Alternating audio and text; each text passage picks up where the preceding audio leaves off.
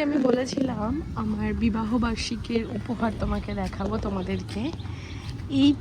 এটা প্লাস এই যে প্যানজিগুলো দেখছো, এই একটা প্যানজি, এটা আমার আগেই ছিল। এই একটা প্যানজি, এখানে যে কটা প্যানজি দেখছো এই সমস্ত আমার হাজব্যান্ড আমাকে আমার বিবাহবার্ষিকীতে গিফট করেছে। এই একটা প্যানজি, এদেরকে পটিং করতে হবে। পটিং করার পরে এটা আমি নিয়েছিলাম।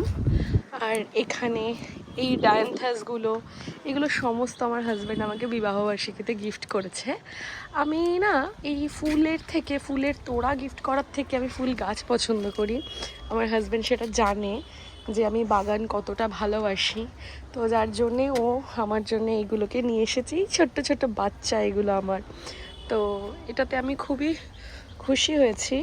এখন ছাদে আমি আসছিলাম আমার জামা কাপড় নাড়তে, তখন আমি হঠাৎ করে দেখি একটা পেটির মধ্যে এরা রয়েছে। এরা বলতে এদেরকে আমি আগেই নিয়ে এসেছিলাম, এই ডায়ান্থাস, এই রোজ, চন্দ্রমল্লিকা, এদেরকে আমি অনেক আগেই নিয়ে এসেছিলাম। কিন্তু এই যে আমার প্যানজিগুলো, এই আমার সন্তানরা একজোট, হ্যাঁ, এরা হচ্ছে আমার হাজব্যান্ড আমাকে গিফট করেছে। তো সেক্ষেত্রে আমি খুব খুব খুব খুশি ওর কাছে, ওর জন্যে। তো এই একটা একেও নিয়ে এসেছিল।